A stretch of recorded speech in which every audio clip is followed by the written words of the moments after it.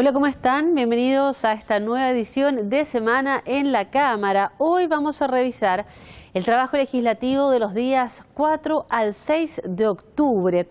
Y vamos a comenzar contándoles algo de lo que ocurrió en la jornada del día lunes 4 de octubre. Los parlamentarios y parlamentarias analizaron 5 proyectos de ley. Las materias, los contenidos, a continuación. Enfrentar el comercio ilegal con un marco legal y sancionatorio fortalecido es el objetivo del proyecto aprobado por la Sala de la Cámara.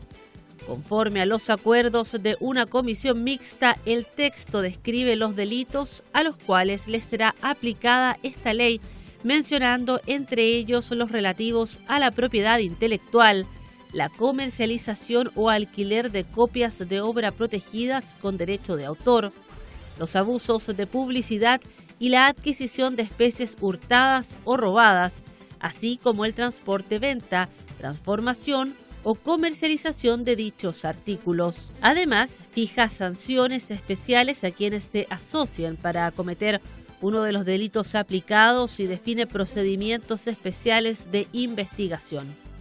Por último, la iniciativa, que aún debe ratificar el Senado, determina nuevas medidas de fiscalización y regula las exigencias que deberán contemplar las municipalidades en torno al comercio ambulante. La Cámara de Diputadas y Diputados aprobó y despachó al Senado la observación presidencial formulada al proyecto de ley que incentiva la protección de los derechos de los consumidores. El veto plantea que el proveedor de productos o servicios financieros no podrá restringir o condicionar que la compra de bienes o servicios de consumo se realice exclusivamente con un medio de pago, ya sea administrado u operado por el mismo proveedor, por una empresa relacionada o por una sociedad de apoyo al giro. Tampoco se podrán ofrecer descuentos asociados exclusivamente a un medio de pago administrado u operado por el mismo proveedor o por una empresa relacionada. Esto cuando el acceso a dicho descuento se condicione a la celebración de una operación de crédito de dinero en más de una cuota. La norma establece que cuando estos proveedores ofrezcan descuentos asociados exclusivamente a un determinado medio de pago, deberán informar previamente al consumidor el costo total del crédito. Esto en caso de que se opte libremente por dicha alternativa crediticia en más de una cuota. Adicionalmente, se deberá expresar en todo tipo de publicidad el precio al contado del bien o servicio del que se trate, ya sea en tamaño, visibilidad y contraste igual o mayor que el precio de la oferta o promoción. Exceptuar del sistema de admisión escolar SAE un porcentaje de cupos para la matrícula de estudiantes que ingresen a los establecimientos que funcionan con servicio de internado es parte del objetivo de la moción aprobada en particular por la Sala de la Cámara. El texto define que los establecimientos que tengan el servicio de internado considerarán cupos especiales dentro del total de la matrícula disponible para la postulación de las y los estudiantes de fuera y dentro de la comuna en que dichos recintos se encuentran. Para ello, cada establecimiento indicará al Ministerio de Educación la cantidad de cupos especiales respecto del total. El procedimiento debe ser informado al menos 2 meses antes de la fecha de postulación. Por otra parte, la Cámara descartó que los establecimientos educacionales regulares con proyectos de integración escolar formen parte del SAE, ya que el sistema fija otros criterios que no priorizan a niños con necesidades educativas especiales permanentes que se estiman en 60.000.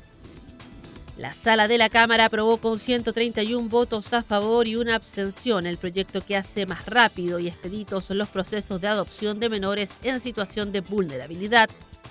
En lo medular, el texto plantea que sea en el mismo procedimiento de protección donde los menores obtengan la declaración de adoptabilidad. De este modo, el trámite se reduciría a la primera instancia, tomando como base los antecedentes que el juez de familia ya maneja.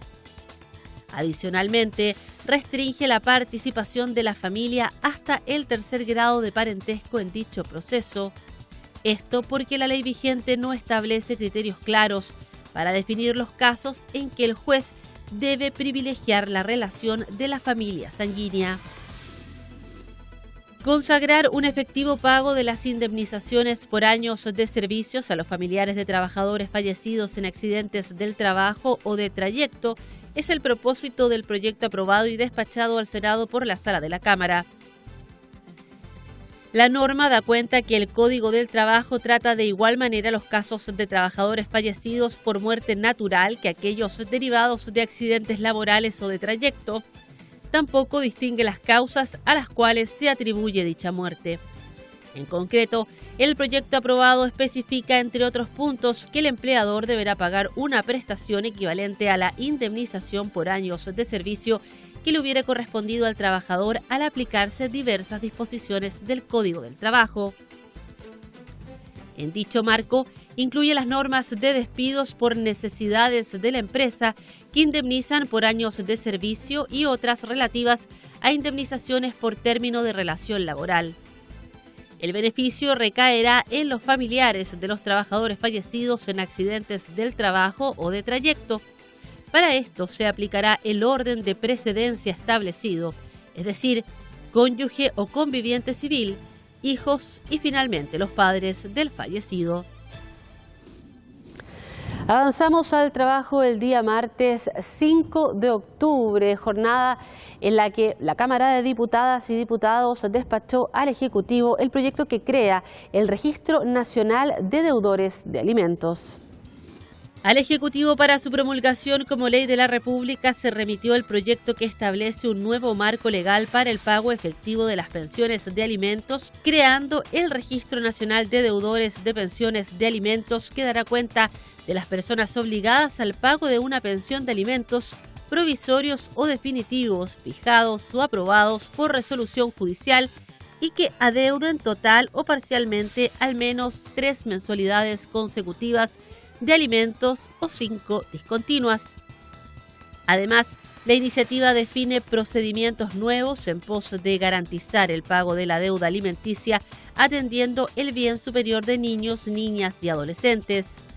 Establece medidas cautelares y de apremio, así como la opción de retenciones de dinero por diversas vías que abarcan la devolución de impuestos, la compraventa de bienes y operaciones de dinero. Un punto particularmente destacado en el debate parlamentario es la disposición que califica como violencia intrafamiliar las conductas ejercidas en el contexto de relaciones afectivas o familiares que tengan como objeto directo la vulneración de la autonomía económica de la mujer o la vulneración patrimonial o de la subsistencia económica de la familia o de los hijos, tal como el incumplimiento reiterado del deber de proveer alimentos. Respaldo unánime concitó el proyecto que sanciona a quienes en vehículo motorizado dañen a ciclistas. El texto establece que a los conductores responsables de lesiones se les sancionará, además de las penas establecidas en la ley, con la suspensión de su licencia de conducir. El tiempo de la suspensión será determinado por el juez dependiendo del tipo de lesiones, pudiendo llegar incluso a 60 meses. En caso de reincidencia, el juez podrá dictaminar desde la suspensión de la licencia de conducir por 48 meses hasta la inhabilidad perpetua para conducir vehículos a tracción mecánica o animal. A su vez, determina como presunción de responsabilidad del conductor no mantener una distancia razonable y prudente con los vehículos motorizados y ciclos que le anteceden o circulan en la calzada. Un contundente respaldo recibió la modificación a la Ley 20.609 que establece medidas contra la discriminación, texto que exige a quienes atiendan público en instituciones públicas o privadas el uso de mascarillas transparentes para facilitar la comunicación con personas sordas.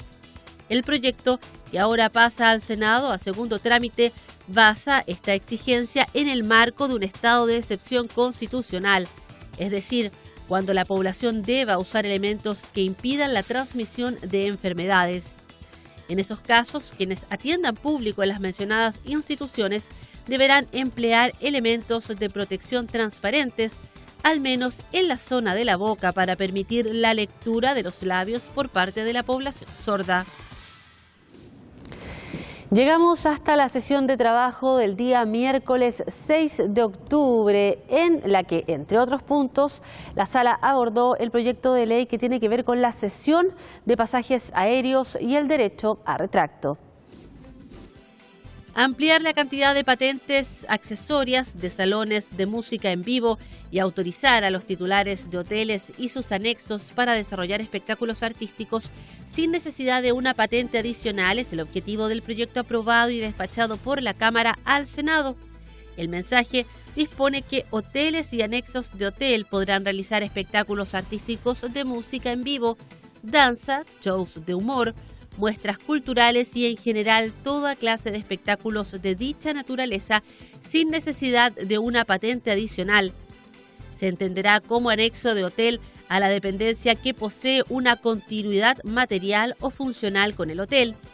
En todo caso, no podrá considerarse como anexo la dependencia que se ubique a más de 100 metros de distancia del edificio principal. La patente de salones de música en vivo solo podrá otorgarse con carácter de accesoria a establecimientos que cuenten con patentes establecidas en la categoría D, restaurantes diurnos y nocturnos, cantinas, bares, pubs y tabernas, quintas de recreo y servicios al auto, hoteles, apart-hotel, hosterías, moteles o restaurantes de turismo, círculos o clubes sociales, ya sea deportivos o culturales, y salones de té o cafeterías. La patente se entregará previo cumplimiento de los requisitos sanitarios, de zonificación y distanciamiento. Sin embargo, la municipalidad podrá caducarla en caso de incumplimiento de los niveles máximos permisibles de ruido. Por 66 votos en contra, 63 a favor y 6 abstenciones, la sala de la Cámara rechazó el proyecto que aumentaba penas frente a los delitos cometidos contra carabineros en el ejercicio de sus funciones. Por lo tanto, la norma será archivada. El proyecto aumentaba las penas al delito de lesiones graves o menos graves. Junto a esto, estipulaba que sus hechores solo podrían acceder a beneficios una vez cumplidos efectivamente 3 años de condena privativa de libertad. Además, aplicaba al autor la pena accesoria de inhabilitación para desempeñar cargos públicos por 10 años y aumentaba la pena para quienes amenazaran a integrantes de carabineros. 84 votos a favor, 36 en contra y 12 abstenciones recibió el proyecto que permitía a candidatos que no pudieron inscribirse al no acompañar la autorización del CERVEL para abrir la cuenta bancaria que establece la ley, participar en las elecciones del 21 de noviembre a los cargos de consejero regional, diputado o senador. Pese a ello, la norma que se aplicaría a las declaraciones de candidaturas rechazadas por el Tribunal Electoral se rechazó ya que requería de 89 votos afirmativos. El texto permitía inscribir las citadas candidaturas siempre y cuando la autorización de la cuenta bancaria se presentara en los 3 días posteriores a la publicación de esta ley. El proyecto será archivado al no aprobarse la idea de legislar. Equilibrar la relación de fuerzas entre consumidores y líneas aéreas es la finalidad del proyecto aprobado por la Cámara de Diputadas y Diputados. El texto, ratificado sobre la base de una comisión mixta, aborda principalmente 2 temas. El primero es la cesión de los derechos de un pasajero a ser transportado en un vuelo de cabotaje en trayectos de ida y o vuelta. La acción solo podrá realizarse hasta las 24 horas previas al vuelo, previa identificación del cedente y del cesionario en un formulario especial dispuesto para ese fin. Las cesiones no podrán efectuarse en ningún caso con fines de lucro, tampoco como actividad comercial o en forma habitual. Un segundo aspecto apunta al retracto de la compra y el reembolso completo del dinero sin penalización. Operará dentro de las 48 horas siguientes a la adquisición de los pasajes para viajes que se compren al menos 7 días corridos antes de la fecha programada o dentro de los 7 días posteriores, si el vuelo es en 180 días o más. Para ambos casos, se implementan procedimientos, plazos y limitaciones que buscan evitar el comercio clandestino de estos servicios, así como sancionar a los infractores. A segundo trámite al Senado se remitió la moción que indica que el uso del piloto automático solo podrá realizarse bajo la estricta observancia del capitán o patrón de la nave o quien tenga su mando para tal efecto.